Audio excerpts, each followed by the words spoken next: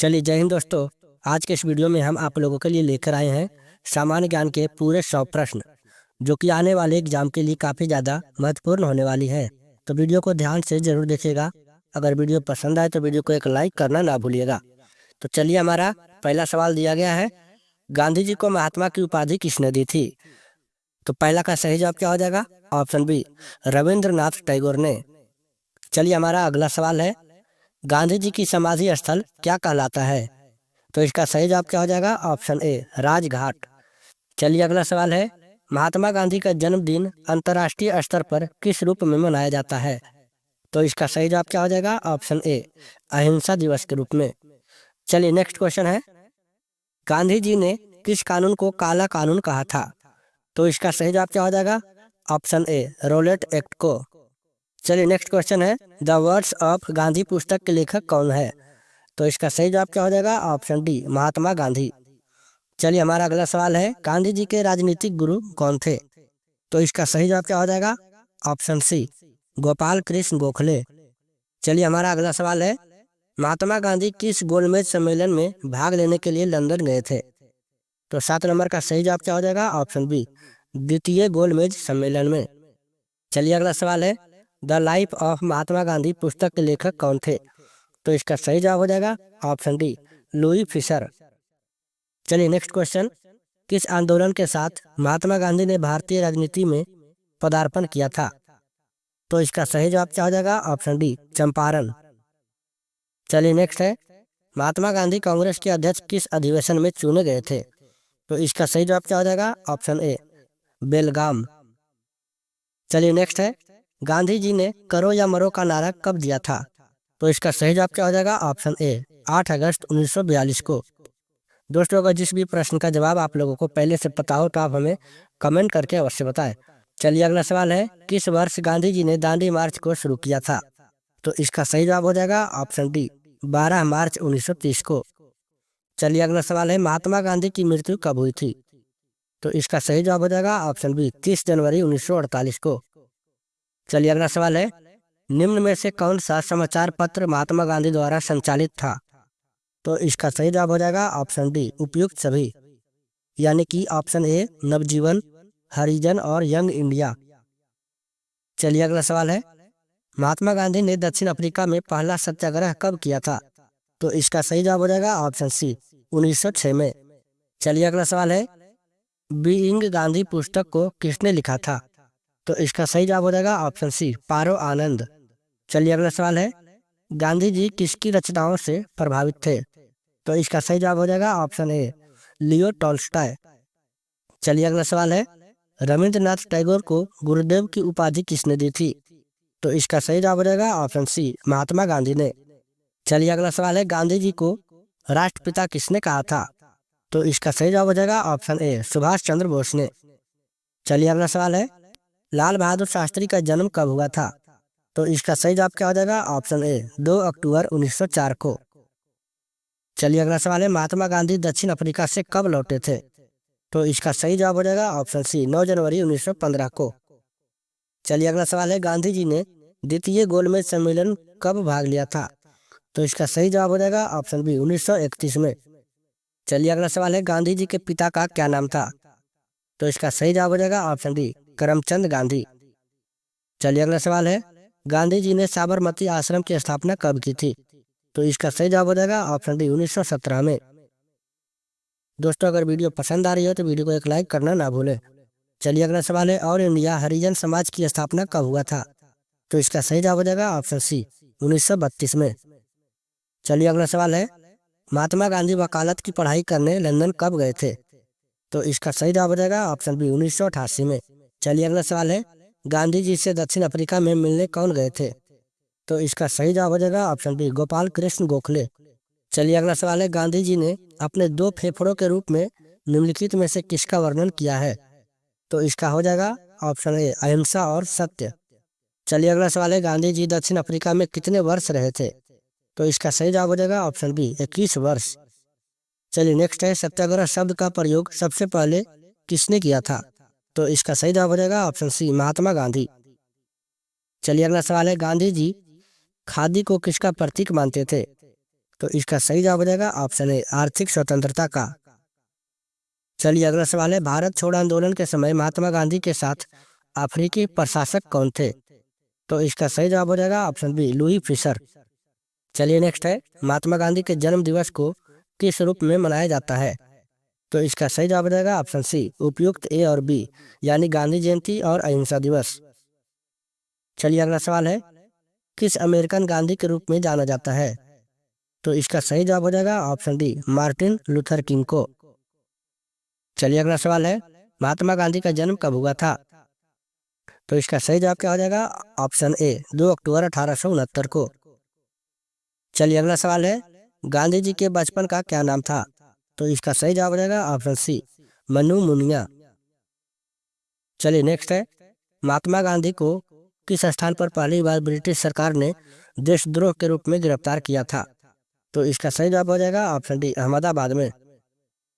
चलिए अगला सवाल है, किस आंदोलन में महात्मा गांधी ने भूख हड़ताल को एक हथियार के रूप में प्रयोग किया था? तो इसका सही जवाब हो जाएगा ऑप्शन सी मिल मजदूर हड़ताल। चलिए अगला सवाल है, महात्मा गांधी ने भारत में अपना पहला जन भाषण कहाँ दिया था? तो इसका सही जवाब हो जाएगा ऑप्शन डी चंपारण में। चलिए नेक्स्ट है, महात्मा गांधी को अर्धनग्न फकीर किसने कहा था?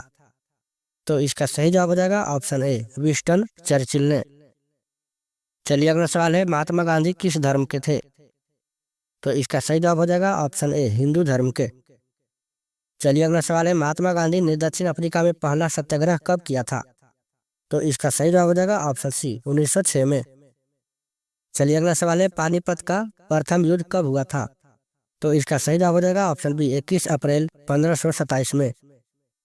चलिए अगला सवाल है, पानीपत का प्रथम युद्ध किसके बीच हुआ था? तो इसका सही जवाब हो जाएगा ऑप्शन बी बाबर तथा इब्राहिम लोदी के बीच। चलिए अगला सवाल है, अलाउद्दीन खिलजी के बचपन का नाम क्या था? तो इसका सही जवाब हो जाएगा ऑप्शन ए अली गुरसप।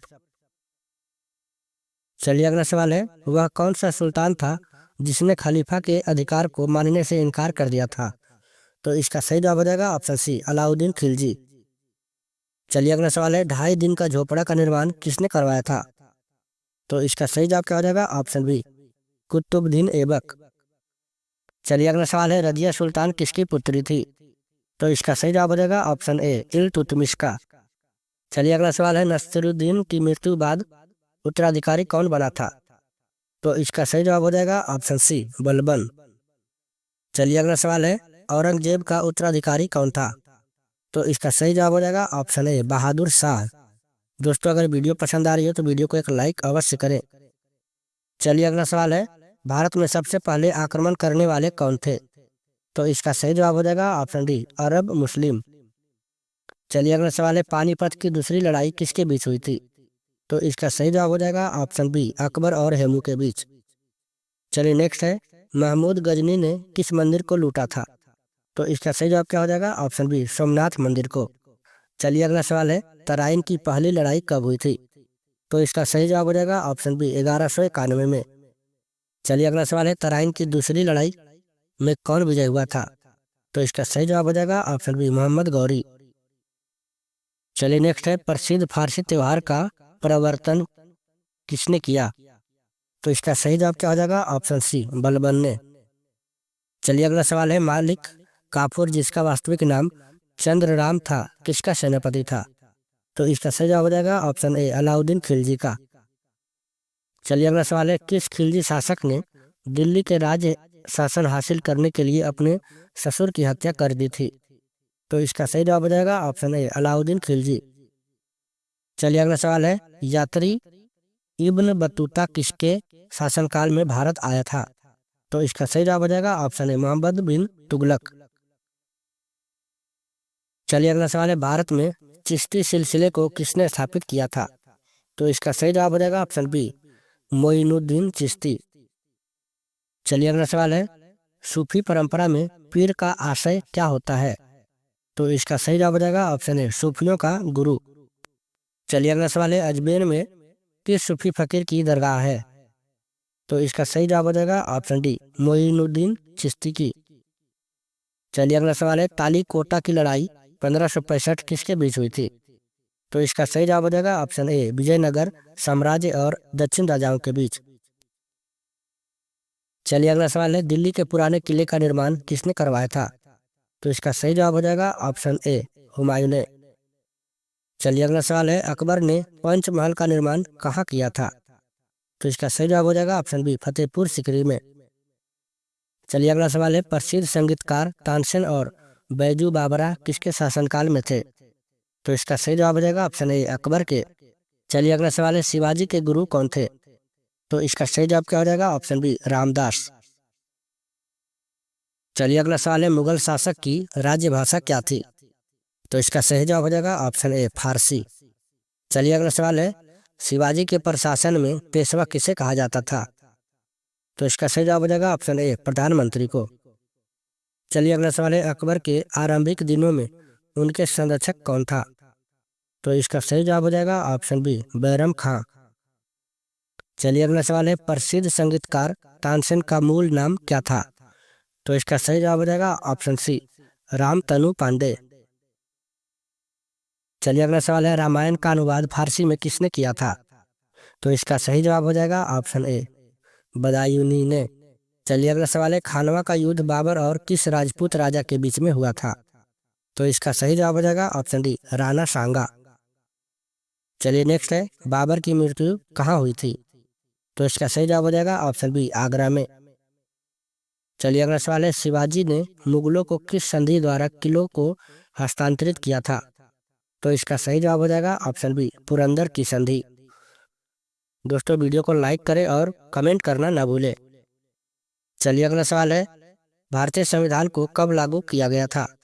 तो इसका सही जवाब क्या हो जाएगा ऑप्शन ए 26 जनवरी 1950 को। चलिए अगला सवाल है, 1930 में गांधी जी ने किस आंदोलन की शुरुआत की थी? तो इसका सही जवाब हो जाएगा ऑप्शन ए सविनय अवज्ञा आंदोलन। चलिए अगला सवाल है, भारत के प्रथम उपराष्ट्रपति कौन थे? तो इसका सही जवाब हो जाएगा option A doctor S Radhakrishnan. चलिए अगला सवाल है, भारत में द्वितीय आम चुनाव कब हुआ? तो इसका सही जवाब क्या हो जाएगा ऑप्शन सी 1957 में। चलिए अगला सवाल है, भारतीय संविधान का निर्माण किसने किया था? बहुत ही आसान सवाल है, इसका सही जवाब हो जाएगा option A doctor Bhimrao Ambedkar ने। चलिए अगला सवाल है, मुस्लिम लीग की स्थापना कब हुई थी? तो इसका हो जाएगा ऑप्शन बी 1906 में। चलिए अगला सवाल है, 1885 में किस राजनीतिक दल की स्थापना हुई थी? तो इसका सही जवाब हो जाएगा ऑप्शन है भारतीय राष्ट्रीय कांग्रेस की। चलिए अगला सवाल है, पहली लोकसभा में निर्वाचित सदस्यों की संख्या कितनी थी? तो इसका सही जवाब हो जाएगा ऑप्शन डी 489।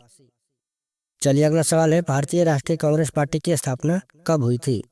तो इसका सही जवाब हो जाएगा ऑप्शन डी 1885 ईस्वी में। चलिए अगला सवाल है, ए ओ ह्यूम नामक अंग्रेज किस राजनीतिक दल की स्थापना की? तो इसका सही जवाब हो जाएगा ऑप्शन ए कांग्रेस पार्टी की।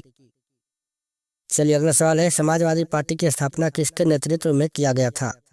तो इसका सही जवाब हो जाएगा ऑप्शन ए जयप्रकाश नारायण। चलिए अगला सवाल है, पंचशील समझौता किन देशों के बीच हुआ? तो इसका सही जवाब क्या हो जाएगा ऑप्शन सी भारत और चीन के बीच।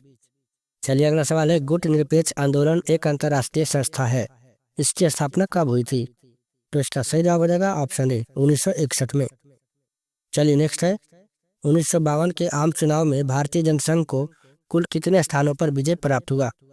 तो इसका सही जवाब हो जाएगा ऑप्शन ए 37।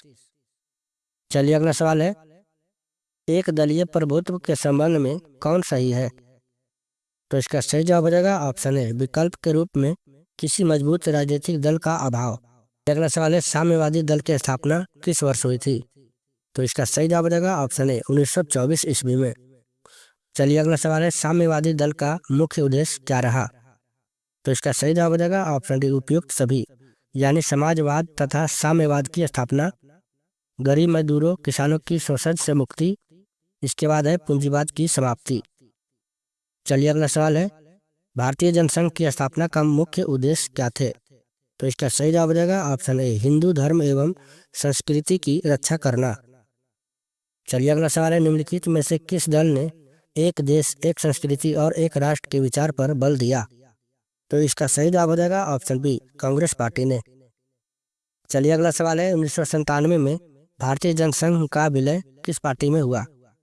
तो इसका सही जवाब हो जाएगा ऑप्शन ए जनता पार्टी में। चलिए नेक्स्ट है, राम मनोहर लोहिया के नेतृत्व में किस पार्टी का गठन किया गया?